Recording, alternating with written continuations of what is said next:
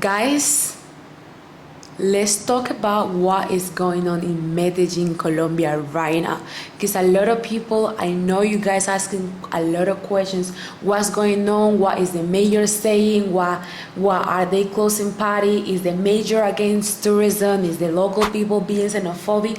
Let's clarify all these doubts and talk about each and everything that is going on lately. But let's start in the root of this problem: sexual exploitation, and how this and sexual tourism and how it has become a big problem that the city is facing lately. So the last March 28th, Mr. Timothy Livingston is an American man who was caught in a hotel in Poblado with two minors, two underage girls. One of them was 12, one of them was 13 years old. And this basically put a bomb, socially speaking, in Medellin, Colombia. It put in alert the whole city, because it's like, until when are we going to allow this to happen with tourists and with local people? Because if the mayor doesn't put a stop right now, or the government doesn't put a stop and find ways to control these type of things, Colombia in general can become the next sexual exploitation destination. So let's talk about what happened after that. After this guy was caught, it got the mayor and the government attention. They say, we gotta do something. And those are some of the actions that the mayor has taken so far to try to control and regulate these scenarios, what's going on, and foreigners coming here with the purpose of sexual tourism and sexual exploitation with minors. First thing he did, he basically make illegal and prohibit the consumption of narcotics in any public space. Meaning, if you're found with drugs, if you're found with anything in you, even the personal doses, you're gonna be in trouble with the police.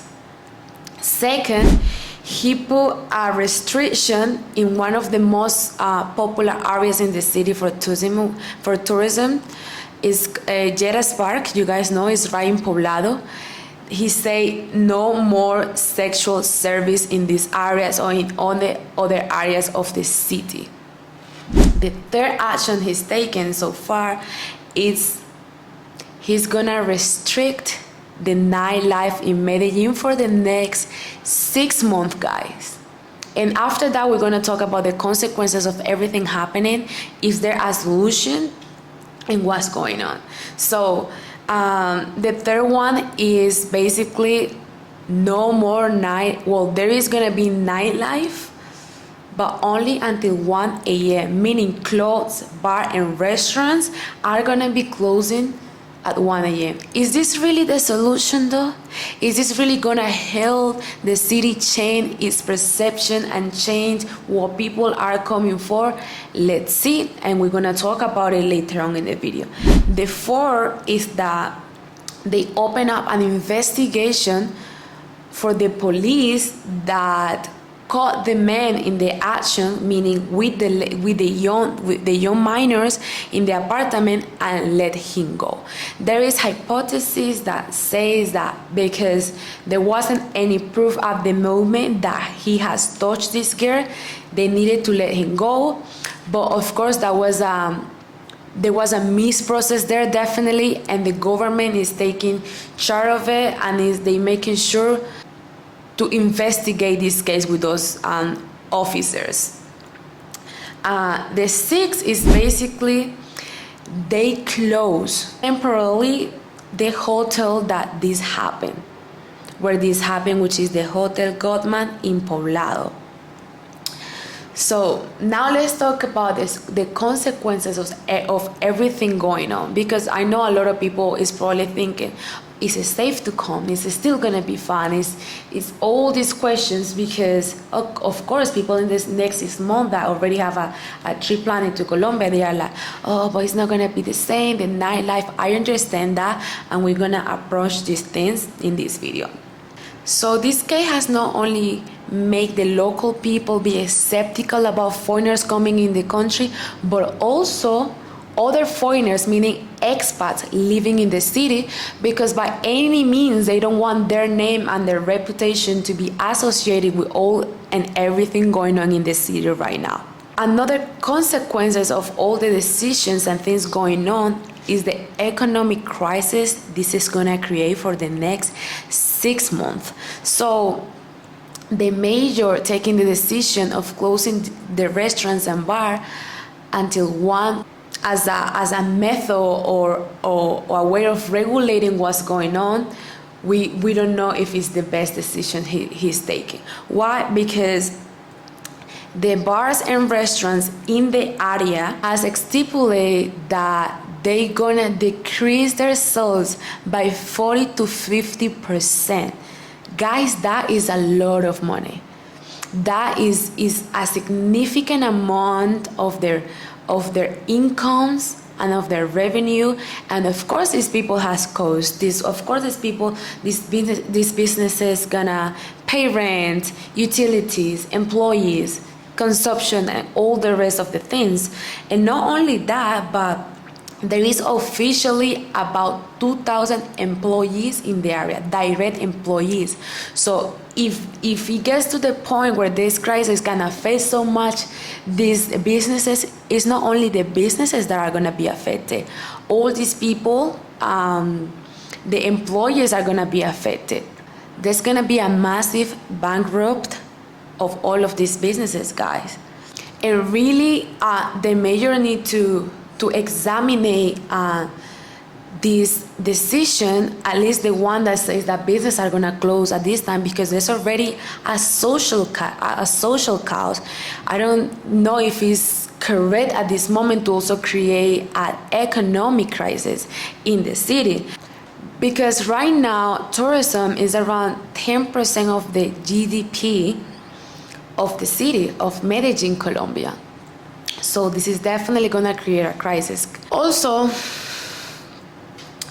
you guys might be asking, so is the mayor against tourism? Is he gonna end it for the city of Medellin? Do we have to worry about our coming trips? Let's listen to this video of the mayor and what he's saying.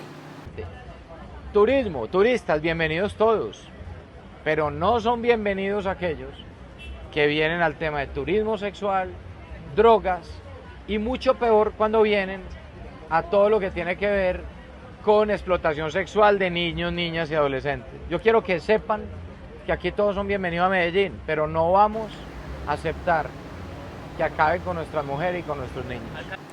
So as you hear, guys, what he's saying is all the tourists are welcome to Medellin. The tourists that are coming for recreation, the tourists that are coming to see the place and experience the culture, those tourists are more than welcome to be here. Yet, the tourists that are coming with the purpose of sexual exploitation with kids and sexual tourism, they can stay in their countries, and they gotta see that we're gonna take actions in those tourists too. So the mayor is not against tourists or tourism. He is against of the purpose that those tourists are coming for. And also, I know there is a video going on. I'm gonna show it right here of some people in Provenza, one of the main touristic districts. And so people are asking, okay, is the local people xenophobic now? Are we in danger if we come there? And the answer, guys, is not. This video going on here is basically they are protesting again the sexual exploitation. Because by any means, one thing that the local people from Medellin have is that they are very cultural. They own their place and they own their culture, and they by any means don't want any foreigner, and not only foreigners but like people who is not from the city, to damage the city, their kids, their women, and everything. This video right here, I'm not 100%, I don't 100% agree with what they doing, because this protest and they asking the people to leave this coffee and asking the coffee shop to close was not the best thing to do. First of all, it was a grown place, because actually in that area where they did that, it's one of a co-working cafe space. There is a lot of good restaurants, and normally most of the gringos that you see hanging in this area are what we call the good ones. Guys that are here with a digital nomad visa, guys that are here to get to know the culture, guys that are here to experience Medellin and its beauty, versus the other guys that are normally at lleraspark at night, or the guys that are coming with other purposes to the city. And also, asking this business to close just for the sake of it it's not something that I agree with neither. And the reason why is because those are businesses, and we need to be empathetic too. And having a business in Colombia is a difficult thing, guys. It not only requires capital, but it requires a lot of things. And when you finally make it, what a bad experience that now you have to close it just because something that is external to the impact that you are making in the industry. Because to be truthful, those businesses, they say, oh, but they see this happening and they don't do nothing about it. Me personally, I sit in most of this business almost every day around the area because I work on my computer, and I've never seen a kid at 12 years old or a minor sitting with a gringo, because those people they're not stupid. They know what they're doing. They know this is gonna be exposed if they are outside, and they're gonna have consequences. Now, if they're talking about the sexual workers, the adult sexual workers with the gringos, that's another thing, right? But at the end of the day, they're not gonna stop prostitution. They're not gonna stop everything going on just by closing early or making those businesses close. It's not fair, because it's not fair for the economy, it's not fair for the employees, and it's not fair for people that has zero impact in those things going on. The other thing is that the mayor has decided to close the area earlier to eliminate prostitution, but you cannot eliminate as a social problem without you can't eliminate it. You can only replace it and give this social group alternatives. And he's just, okay, we don't want more sexual workers in the area. We don't want absolutely anything of this going on. But what are the alternatives? Because we need to remember that those women working there too are mothers, are single mothers, are the ones that are taking, the food to the house. So you can't eliminate a crisis like that if you are not replacing it with opportunities for these women. So is the mayor right in this case? I leave you guys to your judgment. He's been doing a lot of things since he got into position, even with Airbnb. That's another video that we're gonna be talking about from my perspective as an Airbnb manager too. And also, you probably wonder what happened to the girls that Timothy has sexually. Well, that is, there is a couple of hypotheses going on. First of all, their parent hasn't been reached yet. The mayor and the police don't know where the parents.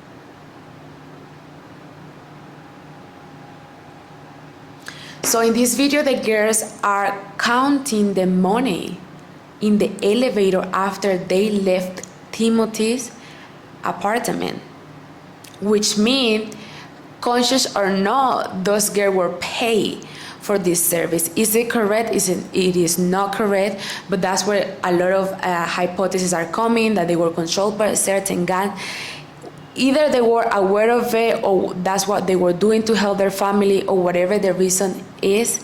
Guys, it is not acceptable here or in China. It is not legal nowhere in the world to have sexual interactions with minors. Even if they agree to it, it's not legal. And Colombia is not a destination for this type of things. If you're really coming here, take advantage of our beauty, of our nature, of our culture, of our places. There's so much, guys, that you can enjoy about Colombia that doesn't necessarily has to be this type of environments. That being said, guys, I will see you in the next video. Please tell me what you think about what the mayor's decision. Let me know what you think about, or what you expect is gonna happen in Medellin, and see you in the next episode.